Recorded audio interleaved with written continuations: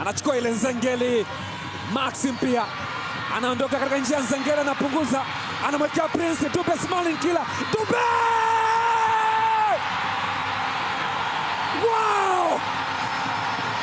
Prince Mpumelelo Dube anasema aibu mtaona ninyi, aibu mtaona ninyi.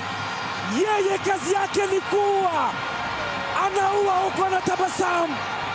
Prince Mpumelelo Dube. Ali Kamwe, meneja wa habari na mawasiliano wa Yanga, anafurahia. Mashabiki wakatema sauti moja ya kikatili kweli kweli. Nzengeli akachambua, akasema aibu mtaona ninyi, kajiamulia mambo Prince Dube. What a goal!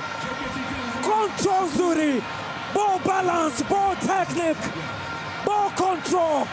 Amesmash mpira ule, bomba ndani ya kamba, chuma ndani ya kamba.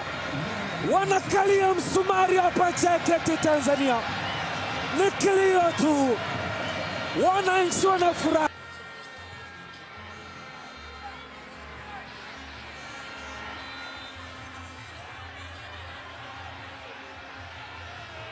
Inawekwa sasa pembeni, Alan Okello Starboy anamtafuta Deb, nafasi nzuri, Maxim Nzengeli kudadadadak.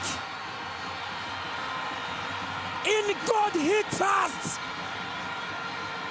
Anaamini katika Mungu, anaamini katika Jesus Christ.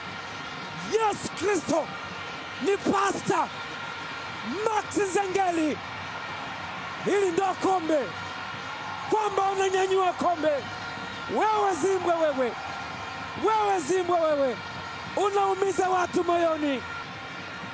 Anasema asante Baba, asante kwa baraka hizi, wabariki na wengine Baba, wape na wengine Baba, sio mimi Nzengeli, sio mimi tu, wape na wengine. Nzengeli Max, jersey number 7. Remember the name, Max Nzengeli Mbappe wa Kindu. Ameichapa ikachapika.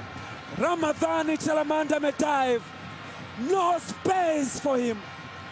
Yanga ya GSM. Inachezwa pasi ndefu sasa. Deb anamcha.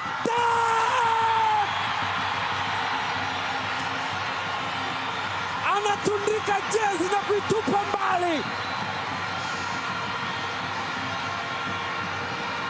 Laurindo Tilson Maya, maarufu Deb, wanaanika jezi kama alivyowahi kufanya Lionel Messi akiwa FC Barcelona. Lakini huyu ni Deb bwana. Jezi namba 10 ya Pacome Zouzoua. Get well soon, Professor. Pasi ndefu imemkuta Deb. 1-2, chinja baba. Wanaoshindwa ni JKT Tanzania, wanaotoka damu ni wengine, wanaochapwa ni JKT Tanzania. Kilio kinasikika kwingine. Leo ni siku ya kiume, defending champions wa ligi kuu ya NBC. Young Africans, waite wananchi, walizaliwa Jangwani, wakakulia Jangwani.